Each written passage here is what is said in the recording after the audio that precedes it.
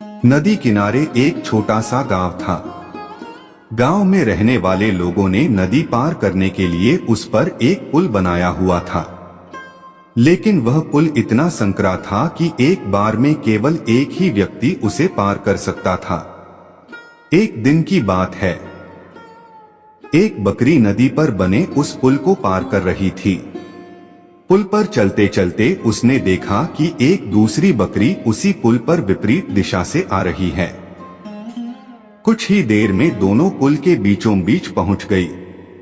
पुल को एक बार में केवल एक ही बकरी पार कर सकती थी, इसलिए दोनों बकरियां कुछ देर तक इंतजार करती रही कि सामने वाली बकरी पीछे हट जाएगी, लेकिन ऐसा नहीं हुआ।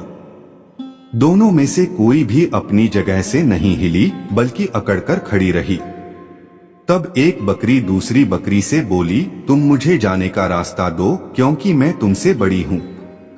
इस बात पर दूसरी बकरी हंस पड़ी और बोली, होगी तुम मुझसे बड़ी, लेकिन मैं तुमसे कहीं ज्यादा ताकतवर हूँ।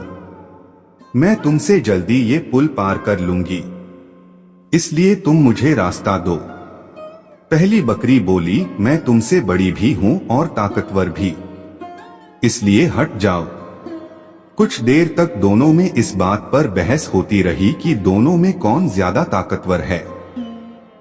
फिर बहस लड़ाई में बदल गई।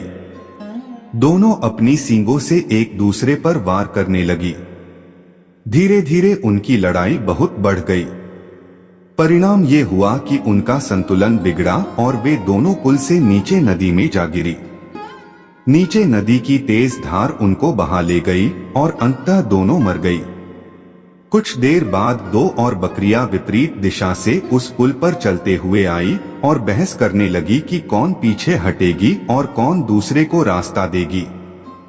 इस बार एक बकरी ने समझदारी से काम लिया और कुछ देर सोचकर दूसरी बकरी से बोली, ये पुल बहुत संकरा है, इसे एक बार में कोई एक ही पार कर सकता है।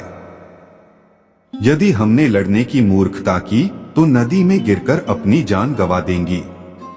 इसलिए ऐसा करते हैं कि मैं पुल पर लेट जाती हूँ, तुम मुझे लांघकर दूसरी ओर चले जाना।